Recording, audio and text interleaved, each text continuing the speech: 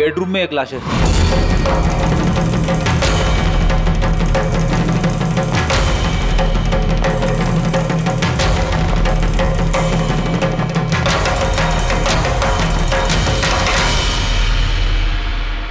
आवाज सुन के उठने की कोशिश की होगी, यहीं पे मार दिया।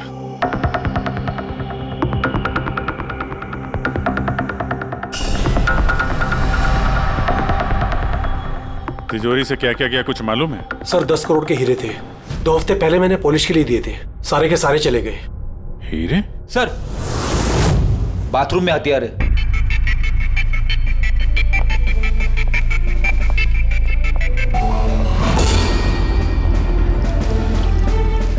लगता है इसी हथियार से सबको मारा है।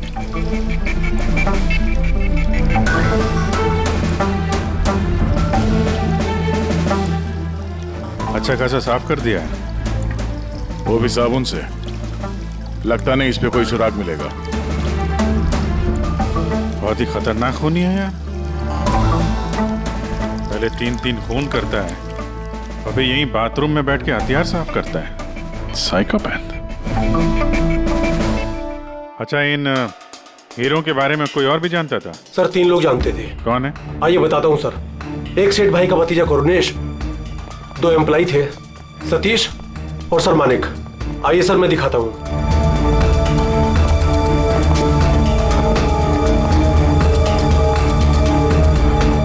सर ये सेठ भाई का भतीजा करुणेश। जी मैं करुणेश, ये मेरे चाचा चाची थे। और ये एम्प्लॉय मानिक और ये सतीश। हाँ सर, वो हीरे पॉलिश करने का काम मुझे और मानिक सर को दिया था। और सर मेरे 10 करोड़ के हीरे चले गए, मैं तो बर्बाद हो गया। कहां से लाऊंगा मैं सब? आप शायद भूल रहे हैं, 3-3 खून हुए हैं यहाँ पे। उनकी जिंदगी हीरों से कहीं ज्यादा कीमती है, समझे आप? बाहर चल के देखते हैं, शायद किसी ने कुछ और देखा हो।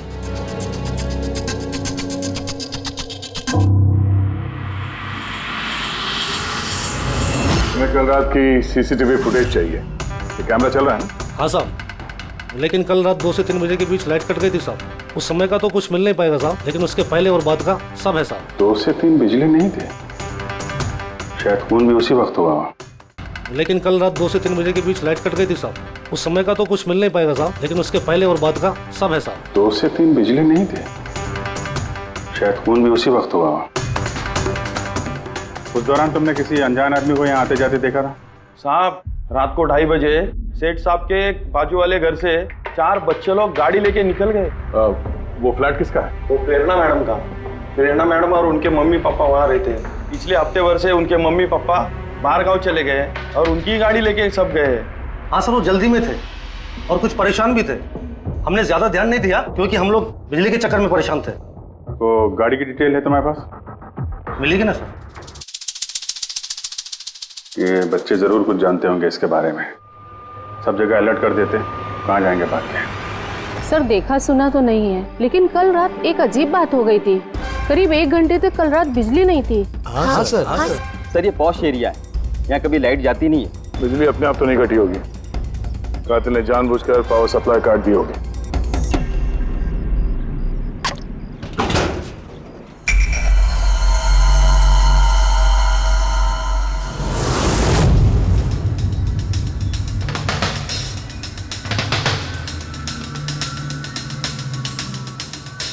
सर ये देखिए, छेड़छाड़ तो हुई है।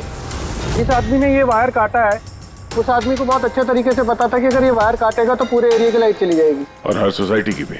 जी ठीक है, थैंक यू।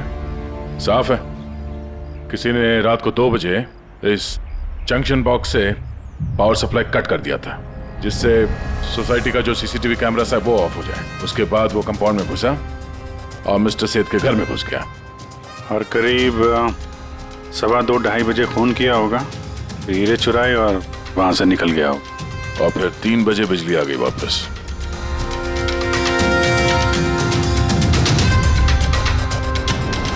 सर आपकी थियोरी में थोड़ी गड़बड़ लग रही है। क्या गड़बड़ है? उन तीनों की मौत 2 से 3 के बीच नहीं हुई है। क्या? तो फिर मौत कब हुई? इसके लगभग 1-1.25 घंटे पहले मतलब 1:15 से 1:15 बजे के बीच। ये कैसे पॉसिबल है सर? इन तीनों की बॉडी का टेम्परेचर और बॉडी के अंदर की स्थिति यही बताती है कि इनकी मौत 1:15 से 1:15 बजे के बीच में ही हुई।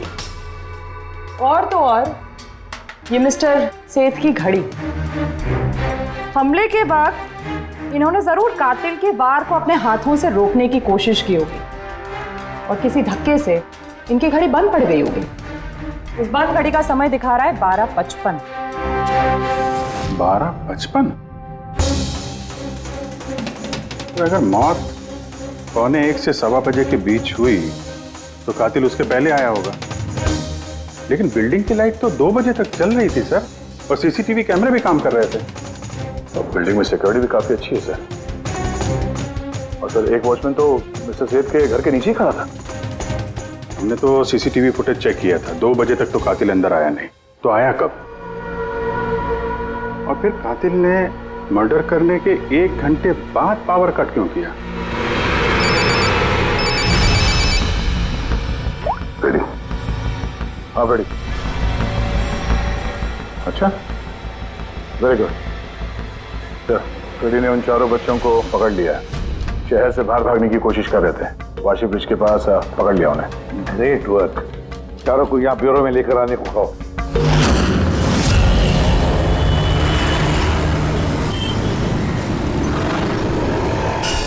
वो लोग हमारी वजह से मर गए।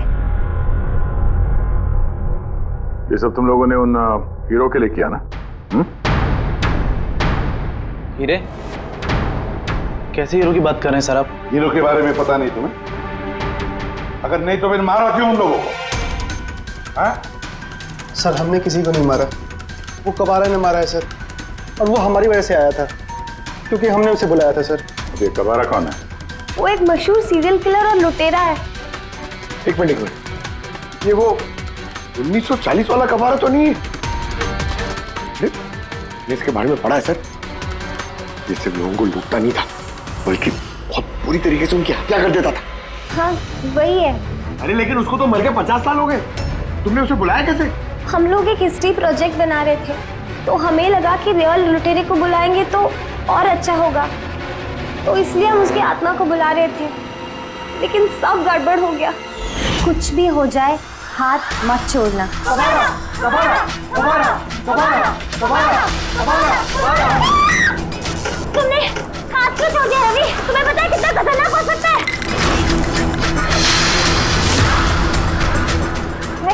Let's just stand. कबारा, कबारा, कबारा, कबारा, कबारा, कबारा, कबारा। सर, फिर कुछ धड़ से आवाज आई और हमने उधर देखा तो वहाँ कबारा की परछाई थी। आत्मा बुला रहे थे। चुप चुप। बुद्ध को बुला रहे हैं। अब तुम लोग पढ़े लिखे हो ना, ऐसे सब बातों पर विश्वास करते हो? 50 साल पहले मरे हुए आदमी की आत्मा आती है, खून कर जाती है और हीरे लेकर भाग जाती है। अरे ऐसे कभी होता है? सर उस साये को मैंने अपनी आंखों से देखा था। उसका मुंह, आंख, नाक कुछ भी नहीं था सर। कितने बजे देखा था उसे? सर 2:05 हुए थे। जब मैंने सेलफोन का टॉर्च ऑन किया था तो यही समय था सर। 2:05 यानी लाइट जाने के तुरंत बाद? जाने कातिल अकेला नहीं था, कोई और भी था उसके साथ में? वो कबारा था सर। हाँ सर, हम लोग बहुत घबरा गए थे और हम लोग वहाँ से मोनिका के हॉस्टल पे भाग गए। सर वो मैंने आप लोगों से एक बात छुपाई। एक्चुअली उस रात दोस्तों को डराने के लिए मैंने फ्लैंचाइट के साथ छेड़छाड़ की, उसे अपने पैरों से हिलाया और मैग्नेट के जरिए ब्लड और कबारा लिखा था सर। सॉरी सर, लेकिन वो साया और वो डरावनी शक्ल मैंने देखी थी, वो कबारा की आत्मा थी सर। एक बात अच्छी तरह से याद रखना है कि आत्मा वात्मा सब बकवास है। पंकज, इन सबके घर पर फोन करो, बुला लो घर वालों को, तो लो लेकर जाए यहाँ से इनको। अभिजीत, इन बच्चों ने कुछ न कुछ तो देखा जरूर है, कुछ तो देखा है, और जो कुछ भी देखा है ना उसका संबंध इन 3 हत्याओं से है। पता लगाना पड़ेगा है कौन ये साया।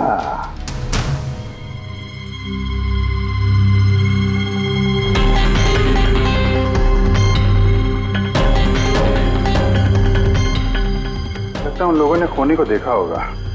हाँ सर, और खूनी कब आ रहा है? अरे यार बालकनी में चल के देखते हैं, कोई ना कोई सबूत छोड़ के गया होगा तुम्हारा कबारा।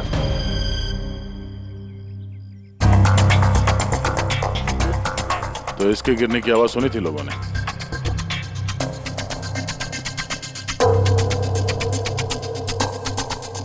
सर वो सेठ जी की बालकनी है, तो खूनी वहां से भागते हुए यहाँ पर आया होगा, तभी ये गमला गिर के टूट गया होगा। देखो जरा भाई।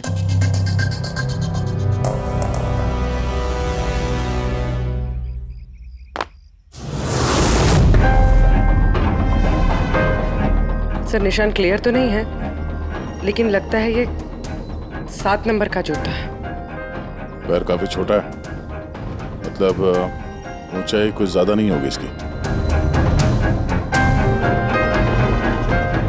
चाहे वो छोटा हो लेकिन ताकतवर तो है, जिस हिसाब से खून किया उसने। क्या लगता है पंकज, कुछ कहना है? ये जूते का निशान किसी आदमी का है या आत्माओं ने आजकल जूते पहनने शुरू कर दिए? नहीं सर, जो आप बोल रहे हैं वो सही है, लेकिन वो बिना आंख नाक मुंह वाली साया, सर वो क्या था? तो इसमें कौन सी बड़ी बात है? तुम अपने चेहरे पे ये लगा लो, ये लो। ना आंख है ना नाक है, एकदम साया और अंधेरा था। उनको भी लगा कि वो खूनी कोई आत्मा थी। एक तो वो लोग प्लेनचेट खेल रहे थे, ऊपर से लाइट चली गई। एक साया दिखा तो दिमाग तो उल्टा सीधा ही सोचेगा ना। जरा सोचो, एक आत्मा को 10 करोड़ के हीरे की क्या जरूरत है? क्या करना है उसको? ये काम किसी आत्मा का नहीं, किसी इंसान का है। रात के 12:55 को मिस्टर सेठ, मिसेस सेठ और उनका नौकर रामू, इन तीनों के खून हो गए। फिर रात के 2 बजे जंक्शन के मीटर बॉक्स से किसी ने छेड़छाड़ की और फिर रात के 2:05 पर खूनी को प्रेरणा के बालकनी से भागते हुए देखा अदनान। सवाल ये उठता है कि सर खूनी घर के अंदर कब गया? सर हमारे पास रात के 2 बजे तक का सीसीटीवी फुटेज है सर। दोपहर के बाद घर के पास कोई आया ही नहीं, खिड़की दरवाजे सब बंद थे, कोई एंट्री हो ही नहीं सकती। ये तो ऐसा ही हुआ जैसे 12:55 को खूनी जादू से घर के अंदर प्रकट हुआ और सबको मार दिया। क्या कहा तुमने फ्रेडी? क्या कहा? कुछ नहीं सर। फ्रेडी बिल्कुल सही कहा तुमने, खूनी ने ऐसे ही किया होगा, बिल्कुल ऐसे ही किया होगा। मतलब काबरा का भूत? चुप, काबरा का भूत। मेरे कहने का मतलब है कि खूनी कत्ल की रात पहले से ही वहां मौजूद था, बाहर नहीं निकला था वो। यानी घर के अंदर था कोई आदमी? लेकिन सर घर के तो सारे लोग मारे गए। कोई और दया, कोई और था जो कत्ल की रात से पहले ही कमरे के अंदर बैठा था, बाहर नहीं निकला था। एक काम करते हैं, सीसीटीवी फुटेज चेक करते हैं, देखते हैं कत्ल के 2-4 दिन पहले कौन कौन मिस्टर और मिसेस सेठ के घर आया था। और दया, अभिजीत, तुम शेठ के घर जाओ और देखो कहीं कोई छुपने की जगह है क्या।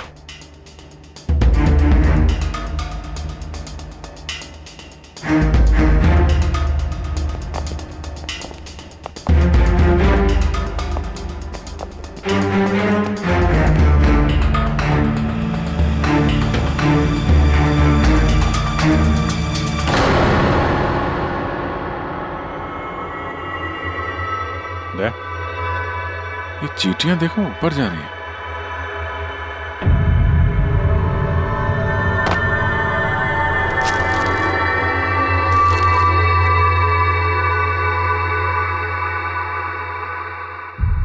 Dry fruits?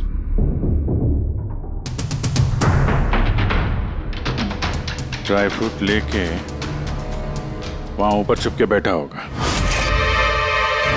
जगह भी अच्छी है छुपने की, मौके के इंतजार में। लेकिन ये घर के अंदर घुसा कब होगा?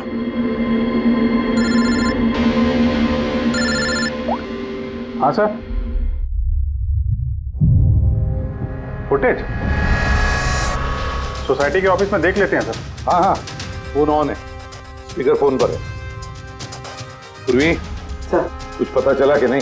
सर हम कत्ल वाली रात से 2 दिन पहले की एंट्री देख रहे हैं और कुछ मिला है सर। क्या मिला?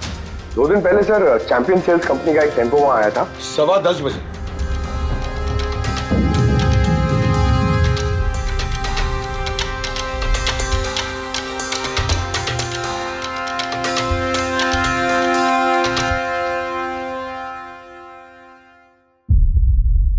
और सर उसके दूसरे दिन यानी कत्ल से एक दिन पहले चैंपियन सेल्स का टेक्नीशियन मिस्टर सेठ के घर आया था। 1 घंटे रुका रहा और फिर चला गया।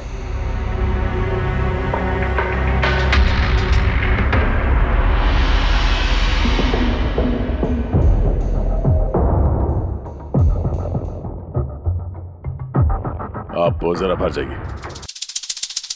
2 लोग आए थे फ्रिज डिलीवर करने के लिए और दूसरे दिन दूसरा आदमी शायद फ्रिज इंस्टॉल करने के लिए, पर 1 घंटे में निकल गया। इसका मतलब है अगर खूनी वहां पर था तो उसने अपने सुराग छोड़े होंगे वहां पर। साळुंखे को बोलो सेठ के घर चले जाए।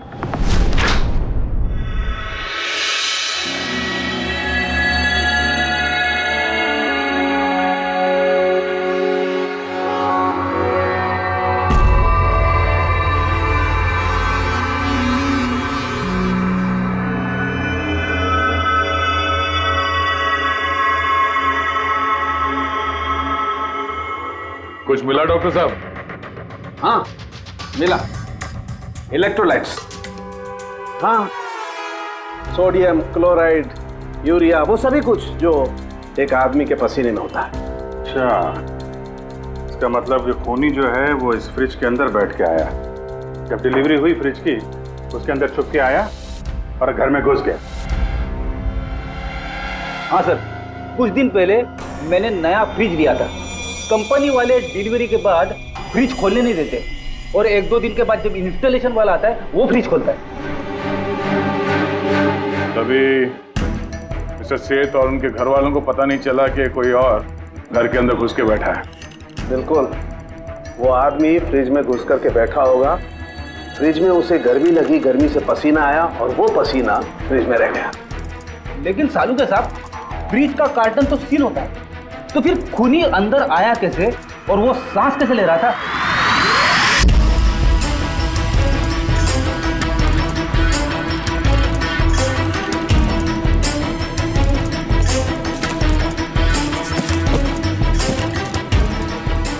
ये देखो, तो यहां से सांस ले रहा था वो।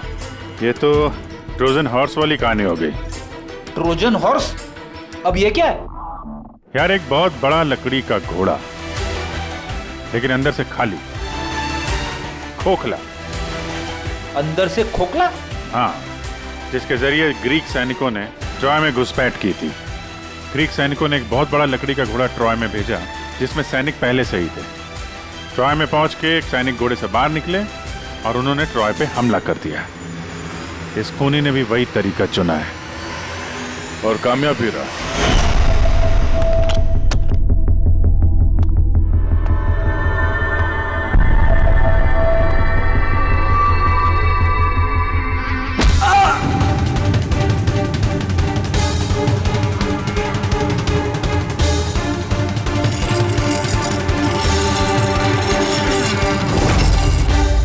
कौन हो तुम?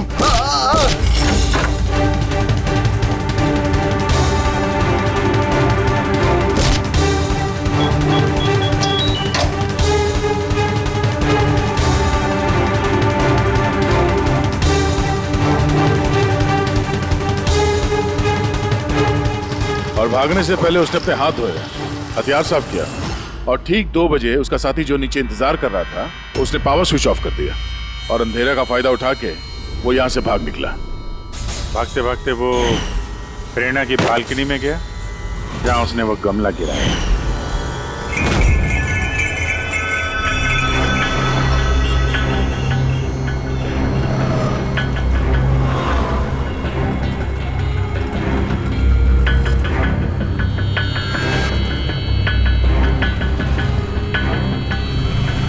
सर, ये चैंपियंस कंपनी के मैनेजर। सर, मैंने रिकॉर्ड अच्छे से चेक कर लिया। सेठ जी हमारे पुराने कस्टमर थे। आप मैनेजर हैं? जी सर। तुम कैलाश और मानव? जी सर। तुमने फ्रिज की डिलीवरी दी थी सेठ साहब के घर पे, है ना? जी सर। और तुम राणा हो, तुमने फ्रिज इंस्टॉल किया? जी सर। लेकिन क्या हुआ सर? मिस्टर सेठ, उनकी पत्नी और उनके नौकर का खून हो गया है। खून? लेकिन साहब हम लोगों ने तो कुछ नहीं किया था साहब। हमें तो असाइनमेंट मिला था, हमने गोडाउन से फ्रिज उठाया और उनके घर में डिलीवर कर दिया। लेकिन सर ये तुम्हारा रोज का काम है सर। हाँ सर, एक बात है, वो फ्रिज सर कुछ ज्यादा ही भारी था, तकरीबन 30-35 किलो ज्यादा था सर। हाँ सर, हम लोगों ने इस बारे में बात भी किया था सर। हम लोगों ने सोचा कोई नया मॉडल है। सर मैंने इन लोगों का लॉगबुक चेक किया। ये दोनों 9 बजे गोडाउन पहुंचे थे और 9:30 बजे टेम्पो में फ्रिज को लोड किया और 10:15 बजे इन लोगों ने वो फ्रिज मिस्टर सेठ के घर पे डिलीवर करके वहां से निकल गए। इस दौरान तो कोई आदमी फ्रिज के अंदर नहीं जा सकता। जो भी हुआ है 9:30 से पहले ही हुआ होगा सर। सर ये खूनी रात को ही फ्रिज में घुस के बैठ गया होगा। मिस्टर राणा, आप गए थे वहां पे फ्रिज इंस्टॉल करने के लिए, तो फ्रिज के पैकिंग में आपको कुछ गड़बड़ लगी? ऐसा लगा हो कि छेड़छाड़ की गई है पैकिंग के साथ? कुछ खास नहीं था सर, बस पैकिंग अच्छी नहीं थी। कार्टन और अंदर का थर्माकोल बिल्कुल टूटा हुआ था, जैसे किसी चूहे ने काटा हो। मुझे ये बात अजीब लगी, इसलिए मैंने फ्रिज को चेक किया। फ्रिज बिल्कुल परफेक्ट था सर, उसमें कोई डैमेज या फॉल्ट भी नहीं था। इसलिए मैंने उन लोगों को ये बात नहीं बताई कि वो लोग फ्रिज वापस कर देते और हमारी कंपनी का नाम खराब हो जाता। थर्मोकोल तोड़ के दरवाजे में फंसा दिया होगा ताकि सांस ले सके। हाँ, ये फ्रिज का वजन 30-40 किलो से ज्यादा था और जूतों के निशान जो मिले वो 7 नंबर के जूतों के थे। मतलब ये आदमी कोई एवरेज कद का इंसान नहीं है, इसीलिए तो फ्रिज के अंदर फिट हो गया। मैनेजर साहब। जी सर। सेठ साहब के घर पे जो फ्रिज भेजा है बिल्कुल वैसा ही फ्रिज यहां पर मंगवा लो। ठीक है सर। ढेंचू को बुलाओ।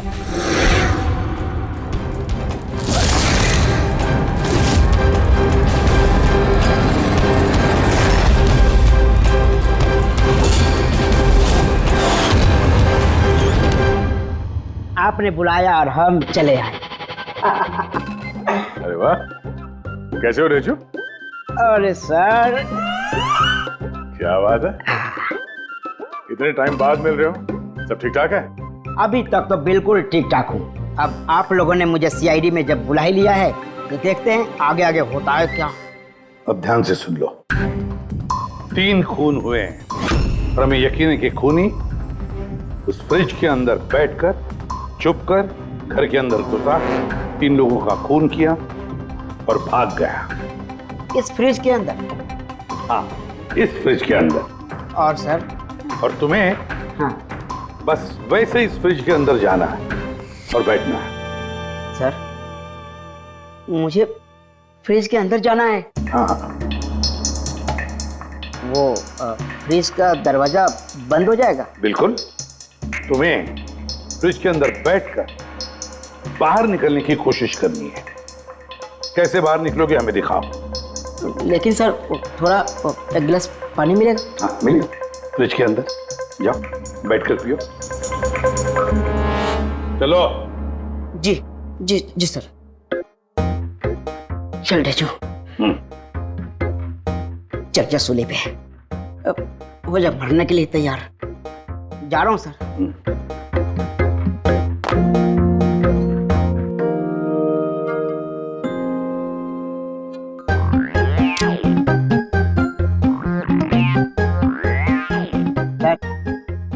देखिए, अब देखिए ढेचू का कमाल।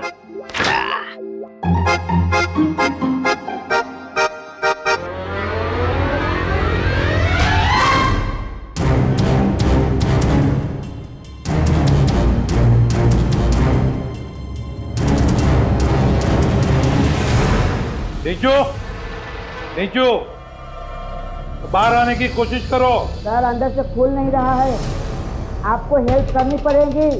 नीचू, नीचू बाहर आने की कोशिश करो। चाकू है ना तुम्हारे पास? नीचू। हाँ सर, सर मुझे बाहर निकालो। निकालो इसे बाहर। फंस गया लगता है। सब घुट रहा है सर। नीचू, नीचू, दरवाजा खुल गया। अरे खुल गया। नीचू, नीचू,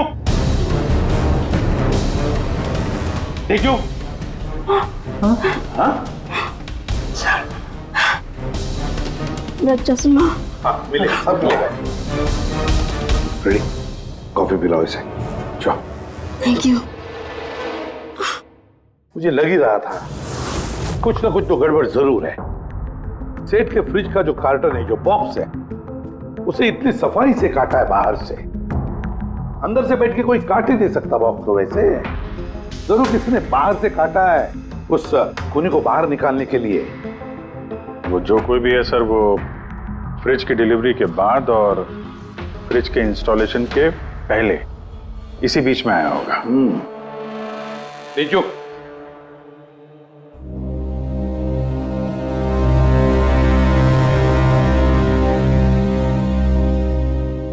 नीचू काम करो। हमारा ये खूनी दुबला पतला है, 30-40 किलो का है, मगर ताकतवर है। तुम्हें ऐसे आदमी को ढूंढना है जिसके पास अचानक से ढेर सारा पैसा आया है, जो जुए में उड़ा रहा है, नाच गाने में पैसे उड़ा रहा है। ऐसा आदमी वही हमारा खूनी है। सर। हाँ पूरी। सर, फ्रिज की डिलीवरी और इंस्टॉलेशन के बीच मिस्टर सेठ के घर 3 लोग आए। सर, पहला है पन्ना लाल। हाँ, पन्ना लाल सूरत से हीरे लेकर आया था और रात को मिस्टर सेठ के घर में ही ठहरा था। सर, वो हीरे तो उसी के थे, वो उनके लिए खून क्यों करे? हो सकता है उसने इन हीरों का इंश्योरेंस करवाया हो और इंश्योरेंस कंपनी से दुगना फायदा कमाने के चक्कर में ये सब खेल खेला उसने। और सर, दूसरा है मानिक। वो मिस्टर सेठ की कंपनी में काम करता था। हीरो की पॉलिश तो इसी ने की थी ना, क्या पता सर इसकी नीयत खराब हो गई हो। तीसरा है मिस्टर सेठ का भतीजा करुणेश। हाँ सर, ये करुणेश उनके यहाँ रहता नहीं था, उनकी कंपनी में काम करता था और हीरो के बारे में उसे सब कुछ पता था। हो सकता है लालच में आकर उसने उन लोगों का खून कर दिया। डेजू। हाँ डेजू, बोलो।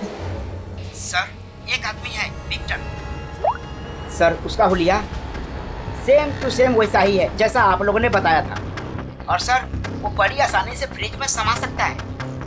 और सर, कुछ दिनों से वो बड़ी ही बकी बातें कर रहा है, जैसे उसे कोई कुबेर का खजाना हाथ लगने वाला हो या फिर कोई खजाना हाथ लग गया हो। सर, वो बड़ा ही सनकी और खूंखार टाइप का आदमी है। सुना है कुछ साल पहले वो सीरियल किलर भी रह चुका है। सर, एक और सबसे इम्पोर्टेंट बात, खून अगर विक्टर ने किया है तो अपने पास ज़्यादा वक्त नहीं है सर। या तो देश छोड़ चुका होगा या फिर देश छोड़ने की फिराक में होगा। विक्टर तो मोहरा है, उसके पीछे दिमाग कोई और ही है। ये विक्टर देश छोड़कर भागने की सोच रहा है। भाग के जाएगा कहाँ सर, भागने देंगे तब ना। इसके फोन के लोकेशन से पता कर लेंगे कहाँ छुप के बैठा हुआ है। बहुत मेहनत है सीआईडी में। सर, यही कहीं है ना? हाँ डेजू, उसके मोबाइल का लोकेशन वहीं आसपास कहीं दिखा रहा है। फोन करने के बाद से वहीं पे छुपा हुआ वो। ठीक है।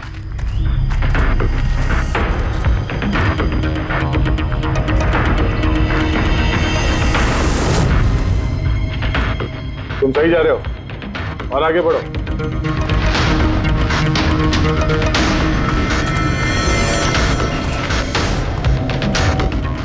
पंकज सर,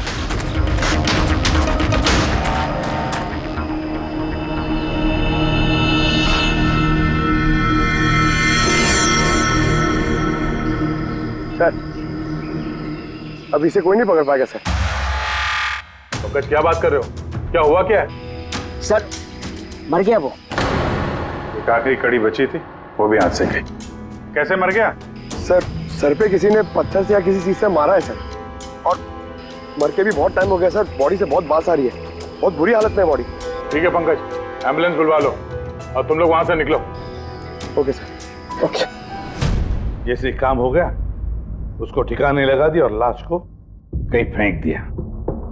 सर, उन तीनों मर्डर्स के बाद ही विक्टर की फोन की लोकेशन वहीं दिखा रही थी। अच्छा,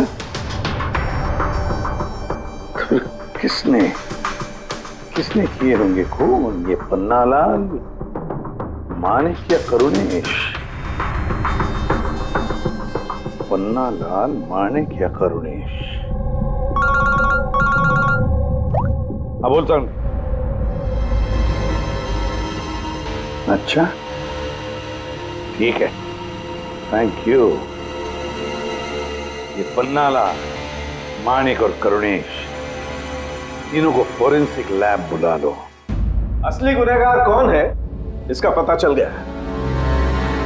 इस कार्टन के जरिए विक्टर को उस घर में भेजा गया था और ढेचू को अंदर भेज के ये बात तो प्रूव हो गई कि विक्टर अपने आप बाहर नहीं आया था।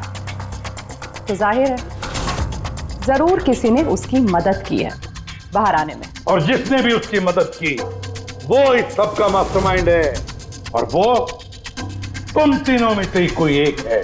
ये आप क्या बोल रहे हैं? सर मैंने कुछ नहीं किया। आप लोग ऐसे कैसे बोल सकते हैं हमें? एक मिनट,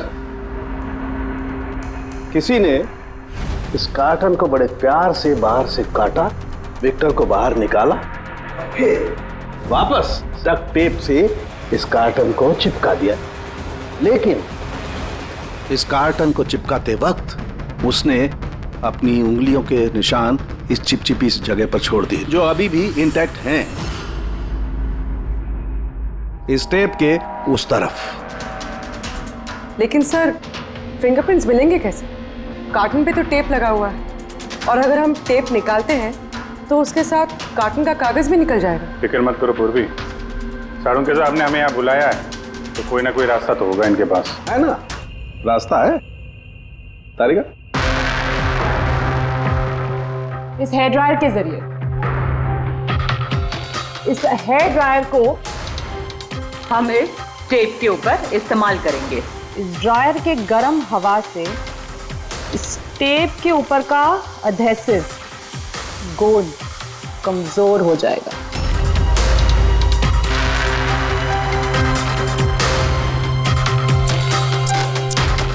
ये देखिए, फिंगरप्रिंट्स साफ साफ नजर आ रहे हैं। क्या बात है तारिका जी, कमाल कर दिया। फिंगरप्रिंट्स एकदम साफ नजर आ रहे हैं। हाँ, अब बस इनमें से मैच करने की देरी है।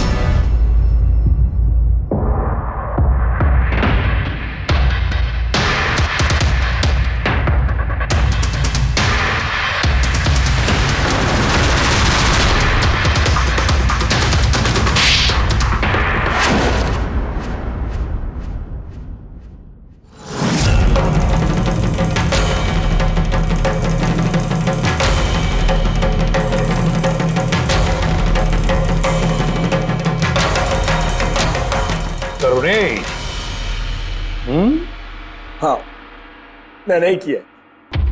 मुझे उन हीरो के बारे में पता था, और मुझे ये भी पता था कि वो लोग एक नया फ्रिज लेने वाले हैं। और तभी मुझे एक आइडिया आया।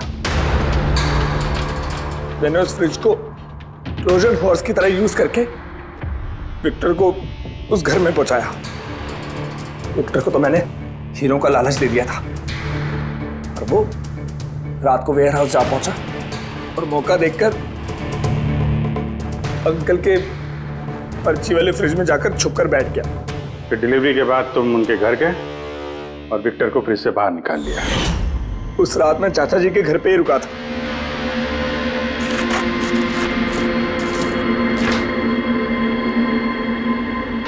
और फिर मैंने विक्टर को फ्रिज से बाहर निकाल के घर में ही छुपा दिया। करीब 1.5 दिन तक वो वहीं छुपा रहा।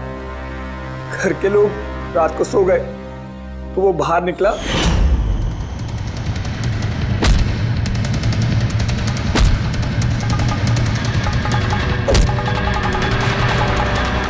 उसने सबको मारा और फिर हीरे चुराकर मेरे पावर कट करने का वेट किया। ओह, तो इसीलिए विक्टर अपने हथियार और हाथ साफ कर रहा था, इलेक्ट्रिसिटी बंद होने का इंतजार कर रहा था, क्यों? जी, फिर मैं विक्टर को अपने साथ ले गया।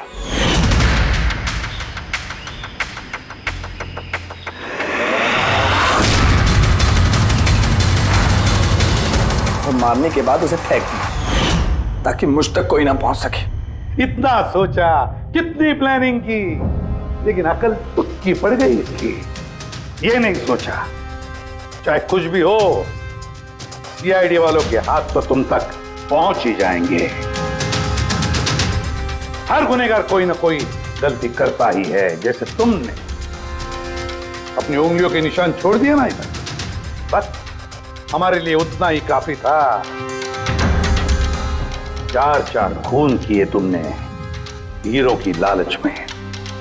अब भुगतो अपने कर्मों के फल। कड़ी से कड़ी सजा होगी तुम्हें, शायद फांसी।